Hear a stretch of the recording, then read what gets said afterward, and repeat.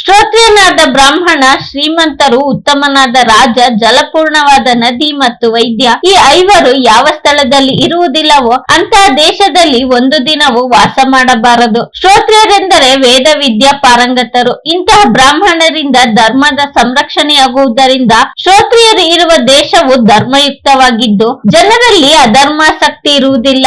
ಧನಿಕರಾದವರು ದೇಶದಲ್ಲಿ ಇದ್ದರೆ ವ್ಯವಸಾಯ, ವಾಣಿಜ್ಯ ಮುಂತಾದವುಗಳು ಅಭಿವೃದ್ಧಿ ಹೊಂದಿ ದೇಶ ಸುಭಿಕ್ಷವಾಗಿರುವುದು. ರಾಜನು ಸಮರ್ಥನಾಗಿದ್ದರೆ ಪ್ರಜೆಗಳು ಅವನ ಆಶ್ರಯದಲ್ಲಿ ಸುಖವಾಗಿರುತ್ತಾರೆ. ಆದ್ದರಿಂದಲೇ ಯಥಾ ರಾಜ ತಥಾ ಪ್ರಜಃ ಎಂಬ ಮಾತು ಪ್ರಸಿದ್ಧವಾಗಿರುವುದು. ನದಿಯ ದಡದಲ್ಲಿ ಇರುವ ಊರುಗಳು ಬೇಗ ಮುಂದುವರಿಯುತ್ತವೆ. ಜನರ ಜೀವನದ ಆಧಾರವೇ ನೀರು. ಇದರ ಜೊತೆಗೆ ಉತ್ತಮ ವೈದ್ಯಕೀಯ ಸೌಲಭ್ಯವು ಅತ್ಯವಶ್ಯಕ. ಇವುಗಳಲ್ಲಿ ಯಾವುದು ಇಲ್ಲದಿದ್ದರೂ ಜೀವನ ದುರ್ಭರವಾಗುತ್ತದೆ. ಅಂತ ಸ್ಥಳವನ್ನು ತ್ಯಜಿಸುವುದೇ ಉತ್ತಮ. ಲೋಕಯಾತ್ರೆ ಎಂದರೆ ನಿತ್ಯ ಜೀವನಕ್ಕೆ ಬೇಕಾದ ಆಶ್ರಯ ಮತ್ತು ಅನುಕೂಲತೆಗಳು. ಅದಕ್ಕಾಗಿ ಸರಿಯಾದ ಮಾರ್ಗವನ್ನು ಮಾತ್ರ ಅನುಸರಿಸಬೇಕು. ದುರ್ಮಾರ್ಗವನ್ನು ಅನುಸರಿಸಿದರೆ ರಾಜನು ಶಿಕ್ಷಿಸುತ್ತಾನೆಂಬ ಭಯವಿರಬೇಕು. ಭಯವೆಂಬುದು ಇಲ್ಲದಿದ್ದರೆ ಶಕ್ತರಾದವರು ದುರ್ಬಲರನ್ನು ಪೀಡಿಸಿ ಲೂಟಿ ಮಾಡುತ್ತಾರೆ. ದುಷ್ಟರಿಗೆ ಇಂತಹ ಭಯವಿದ್ದರೆ ಸಜ್ಜನರಿಗೆ ಲಜ್ಜೆಯೇ ಕೆಟ್ಟ ಕೆಲಸಗಳಿಂದ ನಿರೋಧಿಸುತ್ತದೆ. 4 ಜನರು ಮೆಚ್ಚುವಂತಹ ಕೆಲಸ ಮಾಡಬೇಕೇ ಹೊರತು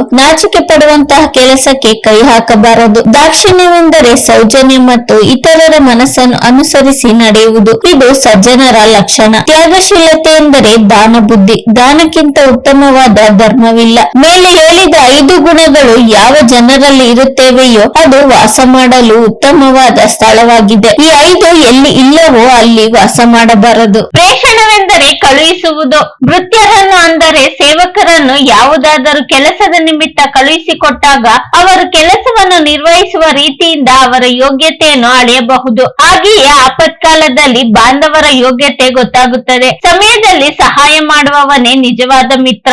ಹೆಂಡತಿಯ ಸ್ವಭಾವವನ್ನು ಪರೀಕ್ಷಿಸಬೇಕಾದರೆ ಹಣದ ಮುಗ್ಗಟ್ಟು ತಲೆದೋರುವ ಕಾಲವಾಗಬೇಕು. ಬೇಕಾದಷ್ಟು ಭೋಗ ಭಾಗ್ಯಗಳಿರುವವರನ್ನು ಸ್ತ್ರೀಯರು ಓಲೈಸುತ್ತಾರೆ. ಆದರೆ ಅವನು ದರಿದ್ರನಾದ ಕೂಡಲೇ ತಿರಸ್ಕಾರದಿಂದ ಕಾಣುತ್ತಾರೆ. ಪತಿವ್ರತೆಯಾದ ಸ್ತ್ರೀ ಮಾತ್ರ ತನ್ನ ಪತಿಯನ್ನು ಬಡತನ ಸಿರಿತನವನ್ನು ಲೆಕ್ಕಿಸದೆ ಒಂದೇ ಸಮನಾಗಿ ಪ್ರೀತಿಸುವುದಲ್ಲದೆ ಬಡತನವನ್ನು ಎದುರಿಸಲು ಬೇಕಾದ ಮನಸ್ಥೈರ್ಯವನ್ನು ನೀಡುತ್ತಾಳೆ. ಆತುರನೆಂದರೆ ವ್ಯಾಧಿ ಮುಂತಾದವುಗಳಿಂದ ಪೀಡಿತನಾಗುವುದು. ವ್ಯಸನವೆಂದರೆ ದುಃಖ.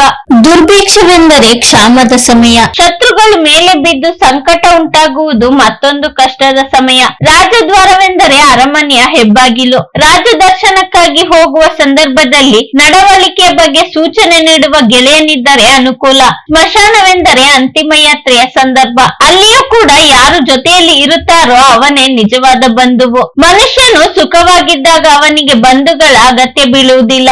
ಆದರೆ ಮೇಲೆ ಹೇಳಿದ ಕಷ್ಟ ಕಾಲಗಳಲ್ಲಿ ಬಂಧುಗಳ ನೆರವು ಅಗತ್ಯವಾಗಿ ಬೇಕಾಗುತ್ತದೆ. ಇಂತಹ ಅವಶ್ಯವಾದ ಸಂದರ್ಭಗಳಲ್ಲಿ ನಿಜವಾದ ಬಂಧುವು ತಾನಾಗಿಯೇ ಹೋಗಿ ಬೇಕಾದ ಸಹಾಯವನ್ನು ಮಾಡುತ್ತಾನೆ. ಕೇವಲ ಸಂಬಂಧ ಮಾತ್ರದಿಂದ ಬಂಧುಗಳಾಗಿ ಇರುವವರು ವ್ಯಕ್ತಿಯು ಸುಖ ಸಮೃದ್ಧಿಗಳಿಂದ ಕೂಡಿರುವಾಗ ಅವನನ್ನು ಅನುಸರಿಸಿ ಕಷ್ಟ ಕಾಲದಲ್ಲಿ ಅವನನ್ನು ತೊರೆಯುತ್ತಾರೆ. ಯಾರು ನಿಶ್ಚಿತವಾದ ಫಲವುಳ್ಳ ಕೆಲಸಗಳನ್ನು ಪರಿತ್ಯಜಿಸಿ ಅನಿಶ್ಚಿತವಾದ ಕೆಲಸಗಳನ್ನು ಸ್ವೀಕರಿಸುತ್ತಾರೆಯೋ ಅವರಿಗೆ ನಿಶ್ಚಿತವಾದ ಫಲಗಳಂತೂ ಸಿಗುವುದಿಲ್ಲ. ಅನಿಶ್ಚಿತವಾದ ಫಲಗಳು ಸಿಗುವುದು ಸಾಧ್ಯವಿಲ್ಲ. ಕೆಲವು ಕೆಲಸಗಳನ್ನು ಫಲವು ದೊರೆಯುವುದು ಖಚಿತವಾಗಿರುತ್ತದೆ. ಪಂಡಿತನಾದವನು ಅಂತಹ ಕೆಲಸಗಳನ್ನು ಅನಾದರಣೆ ಮಾಡಿ ಫಲವು ಸಂದೇಹಾಸ್ಪದವಾಗಿರುವ ಕೆಲಸಗಳನ್ನು ಸ್ವೀಕರಿಸಬಾರದು. A bird in hand is better than 2 in the bush ಎಂಬ ಇಂಗ್ಲಿಷ್ ಗಾದೆ ಮಾತು ಇದಕ್ಕೆ ಸಮನಾರ್ಥಕವಾದದ್ದು. ಈ ವಿಡಿಯೋ ನಿಮ್ಗೆ ಇಷ್ಟವಾಗಿದ್ದರೆ ಲೈಕ್ ಮಾಡಿ, ಶೇರ್ ಮಾಡಿ. ಇನ್ನು ನಮ್ಮ ಚಾನೆಲ್ಗೆ ಸಬ್ಸ್ಕ್ರೈಬ್ ಆಗಿಲ್ಲ ಅಂದ್ರೆ ಸಬ್ಸ್ಕ್ರೈಬ್ ಮಾಡ್ಕೊಳ್ಳಿ.